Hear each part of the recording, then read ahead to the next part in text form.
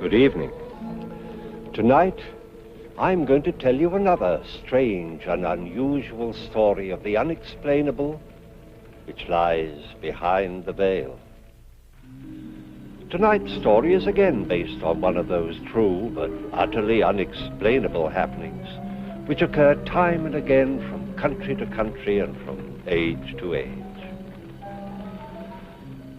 George Bosworth was a modern man of his time in every sense of the word, and had his story occurred to another, he very probably would have been the last man in the world to believe a word of it.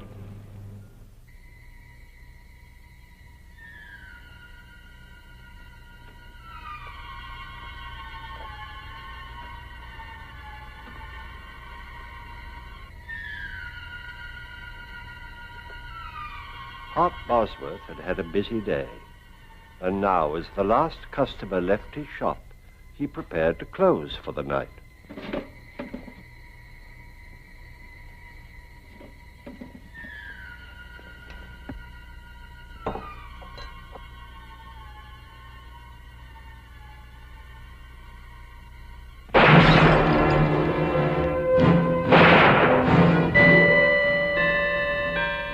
At this same moment, 150 miles at sea, George Bosworth prepared to retire, completely unaware of the incredible events which were about to occur.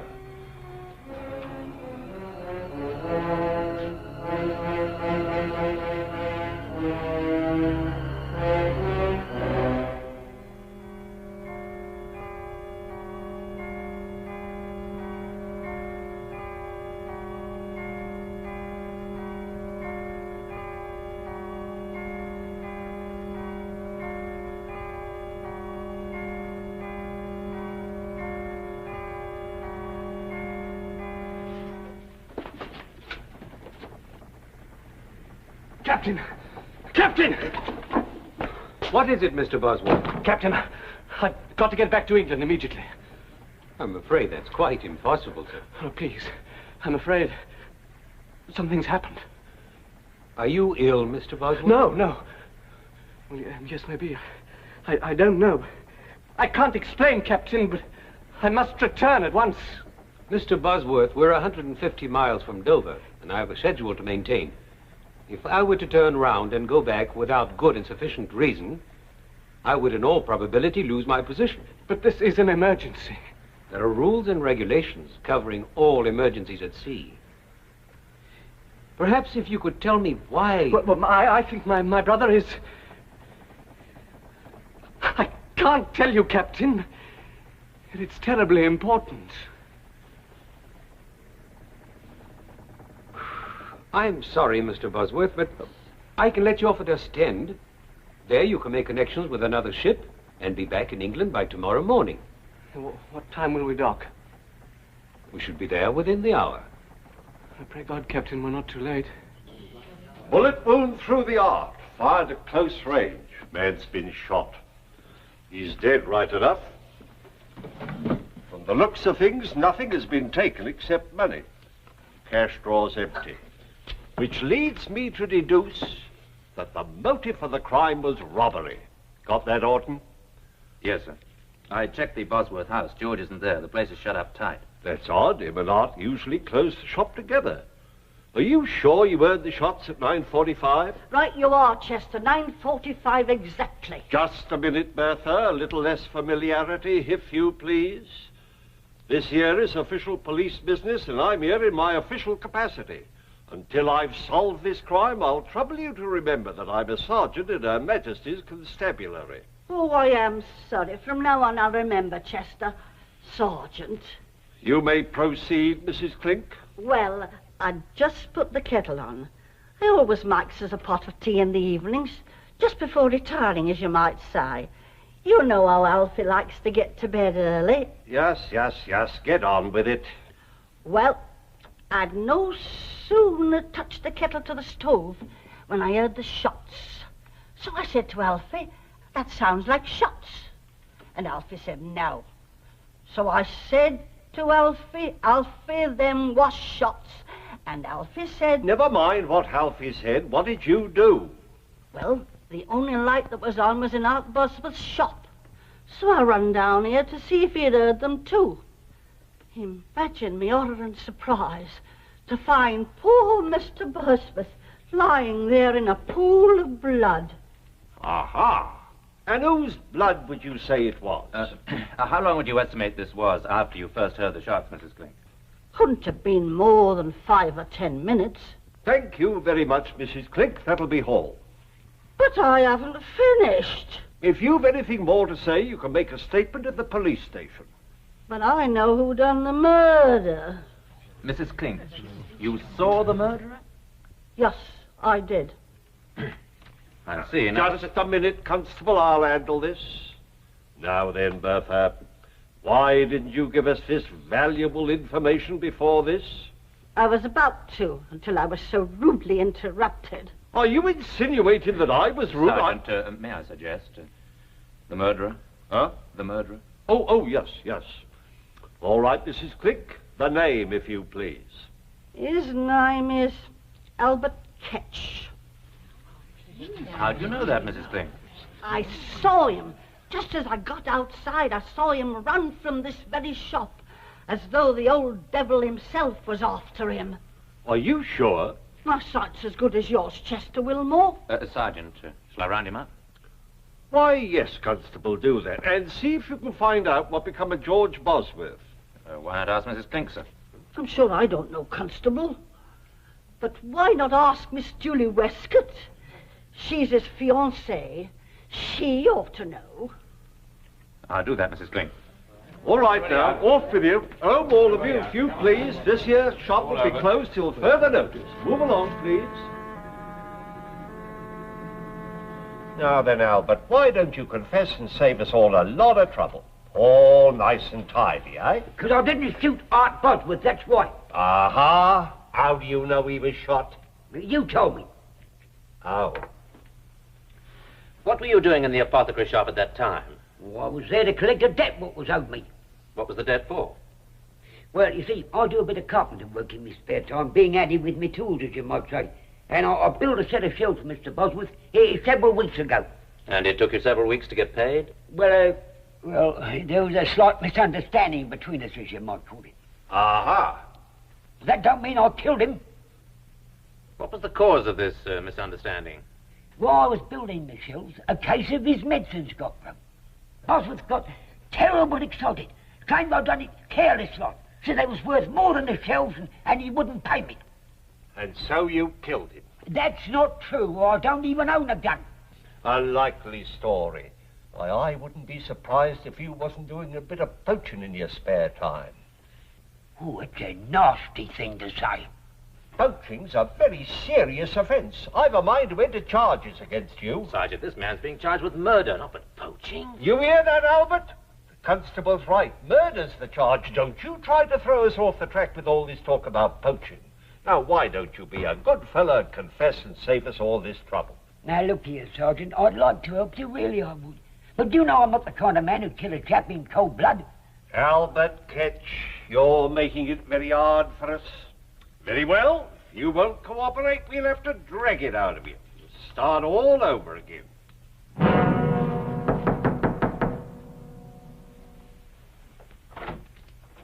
George, darling. What's happened? Come inside. Something's happened to Hart, hasn't it? Sit down. No, tell me. Yes, George, Hart is... Hart's dead. Too late. I'm too late. George, you were on your way to France. How did you get back so quickly? I had a feeling something was wrong. Who shot him? Who told you he was shot? Do they know who did it? The police have arrested Albert Ketch. Albert Ketch? But he didn't do it. Darling, I know this has been a terrible shock, but you weren't here. How do you know he didn't do it? Julie, please, take me on trust for now. Albert Ketch had nothing to do with Hart's death. Darling, you are upset. why don't you lie down for a little while? I'll bring you some tea. No, please. I've got to convince the police that they're making a mistake. They've no reason to hold Albert. Darling, you asked me to trust you. I do. You know that. Can't you even tell me how you can be so certain? Julie, have I ever shown any signs of insanity? Of course not. Well, I haven't told you yet how I came back so quickly or why. I never even got to France. Because on the boat I had a vision. Of what? The whole thing. The whole thing? Yes. I saw the murder being committed.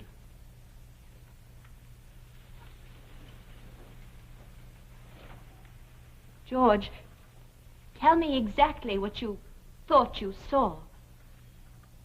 Well, I was washing, getting ready for bed, and when I looked into the basin, I saw the apothecary shop. It was exactly as if I was right there, everything as clear as it is now. You must have been dreaming. No, I saw Hart by the shelves. And then I saw the murderer come in and shoot him. You saw the murderer? Who was it? I don't know. But it wasn't Albert Ketch, I'm sure of that. George, you can't tell anybody this. But I must. Ketch is innocent. Julie, you believe me, don't you? What difference does it make whether A great deal of difference to me. George, I believe you because I love you. But if you tell this story to the police... No, that's a chance I must take. That's a chance you must not take. But they'll hang Ketch. Listen to me, George. There's nothing you can do. If Ketch is innocent, he has nothing to fear. But you... If you tell this fantastic tale to the police, you'll be ruined. Julie, a man's life is in danger. How can I think of myself? Well, then think of me. You know they won't believe you. At best, they'll call you insane. And how will I feel? Hearing people talk behind your back, pretending I don't hear them, whispering? Julie, Think this of is not Hart. You know how he worked to build up the shop. Will you let all his work go for nothing? Well, that's what'll happen. Do you think people will do business with a man who sees things? I'm sorry, Julie. Whatever anybody thinks, I've got to try.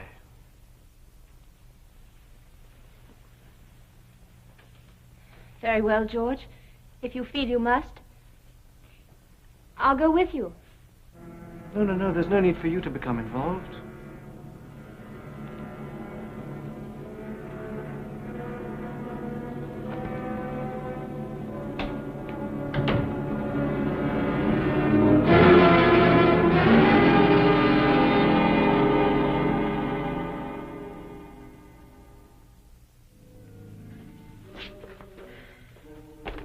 Nothing back there, sir. Oh. Well, in that case, we'll have to continue our search in here. Ah, Mr. Bosworth, sir. Allow me to offer my condolences in this horrible tragedy. Thank you, Sergeant. They told me at the police station I'd find you here. May I ask what you're looking for? Clothes, Mr. Bosworth, clothes. And have you found any? Almost. But don't you worry, sir. We have the fiend what done this foul deed. If you mean Albert Ketch, Sergeant, he didn't do it. Why do you say that, sir?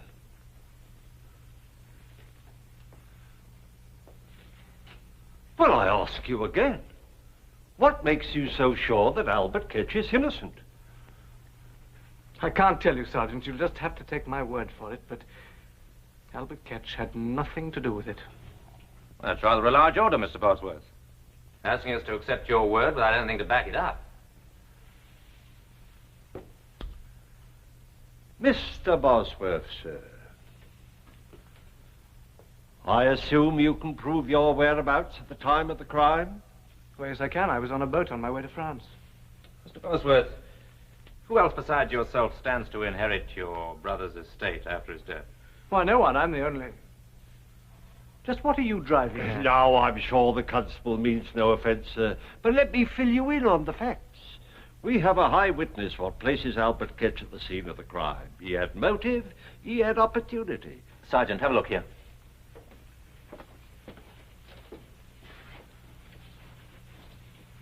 Looks like an O. It's a bullet hole, I think. Have I your permission to... Help yourself, Constable. It's not a small caliber. As you say, very small. I'm sure it comes from a derringer. A derringer? Well, wouldn't that prove that Albert Ketch had nothing to do with it? Why do you say that? What would Ketch be doing with a little gun like that? Mr. Bosworth's right, sir. It's hard to accept the fact that Albert Ketch would be in possession of a derringer. Unless it was deliberately given to him by somebody. Now look here, Constable. So you refuse still to tell us why you think Albert Ketch is innocent? I can't tell you, Sergeant. I'll submit a possibility to you, Mr. Bosworth. I'll submit it's possible you needed money badly enough to want your brother out of the way. I submit that your insistence on Albert Ketch's innocence may very well be more than just a desire to see justice done. And what do you have to say to that, Mr. Bosworth? Nothing. Am I under arrest? Not as yet, but I shall have to ask you to remain within call.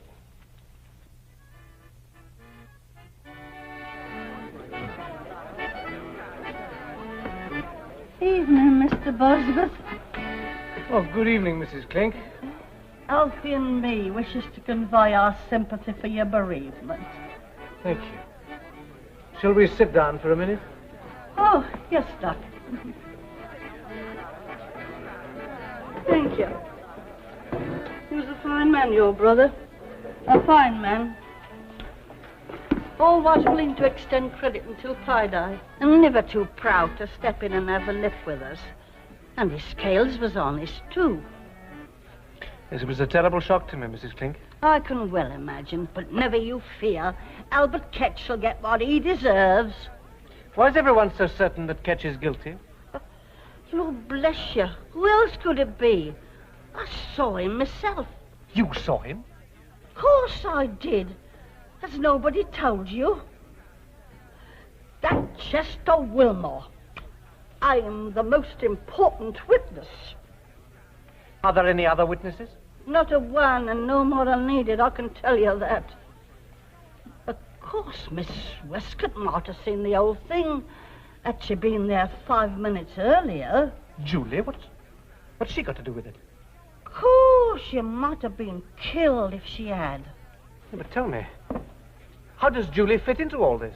Well, I'd just stepped out of my house for a breath of air before putting the tea on for Alfie and me, when I sees Miss Westcott going into the apothecary's shop. And it was hardly 5 minutes later when I heard 2 shots. I runs outside, and there goes Albert Ketch tearing down the street. Naturally, I got the police. And it was hardly no time at all before they had him clapped in the pokey. Julie never said anything about it. Oh, I dare say she didn't want to worry you. So it's the first time I've ever known her to worry about anyone. What do you mean by that? I'm not the one to talk about a body when they're not present to defend theirself. But everyone knows as how Miss Julie Westcott considers herself much better than us common folk. What are you saying, Mrs. Clink? It's truth. Ask any of the girls. They'll tell you. Her and her fine talk about position and money and station in life. But she wasn't fooling your brother none. No, sir. She wasn't pulling the wool over his eyes. Oh, you poor boy, I've upset you with me wagging tongue. Alfie always says I talk too much. But don't pay any attention to me. You better get home and get some rest. And I'll be saying good night.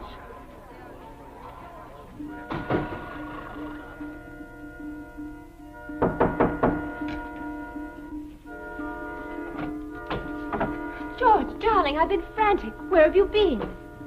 I've been walking.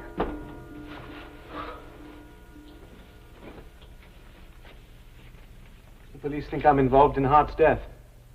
George, are they mad? How can they think you had anything to do with it? They have the murderer. No, they haven't. Ketch is no more guilty than I am. Will you stop saying that? The police think he's guilty. Isn't that enough? No. Why are you so intent on seeing him hang? I'm not. I just don't like seeing you so upset, that's all. Julie, was there ever any trouble between you and Hart? Of course not. You know how fond of him I was. Except, well, he thought I was too ambitious, didn't he? Well, Hart was an old-fashioned man. He thought a woman's place was in the home. George, you know I only want what's best for you, don't you? Yes, of course. A woman needs security, a home, children, a husband she can be proud of. I know, you've been very patient. Well, not really, George. There were times during the last 5 years when I wanted to scream. When I wanted to say to Hart, why won't you pay George enough money so we can be married? He's earned it. He deserves it. But that's all over now. We can be married right away, can't we, George? Well, once a decent interval has gone by. Darling, we'll be so happy. Mrs. George Bosworth. I can't wait to see my friends' faces when I tell them. They didn't think it would happen, you know, really. They didn't think I knew they were snickering behind my back, as if I couldn't tell what they were thinking. That Julie Westcott, she isn't getting any younger. If George doesn't ask her soon, she may not get any more chances. Aren't you exaggerating just a little? Well, perhaps, just a little. Now, promise me you'll think only happy thoughts while I make us some tea.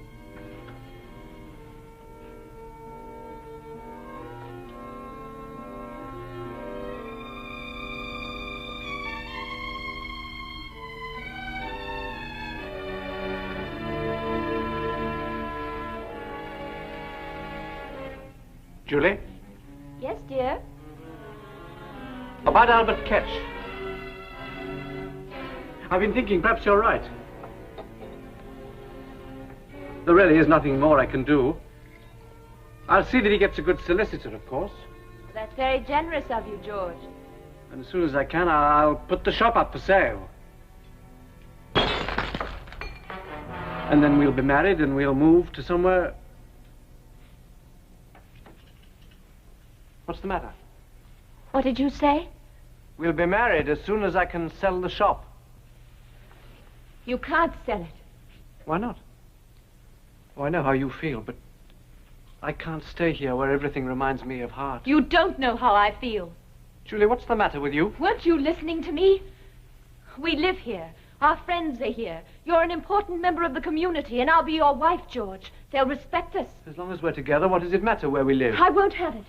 The shop is doing well here. We have money and position. Do you think I want to start again at the bottom? Not knowing anybody, not being anybody? I forbid it. Julie, you're losing your perspective. I welcome your help, but I must make my own decisions. Welcome my help? Well, that's funny, George. Without me, there'd be no decision for you to make. What are you saying? You've had 5 years to make a decision, but your precious brother stood in the way. Well, I made it for you. He's gone, and I won't let you throw away everything I've worked for. George, listen. I did it. For you, for both of us. How could you? Julie. I wanted you. I needed you. Hart stood between us, and I couldn't bear it any longer. But it's all over now, George. He's gone. There's just the two of us. And we'll be happy, George. You'll see. George, don't leave me. Please. I'm going to find Sergeant Wilmore. George! George!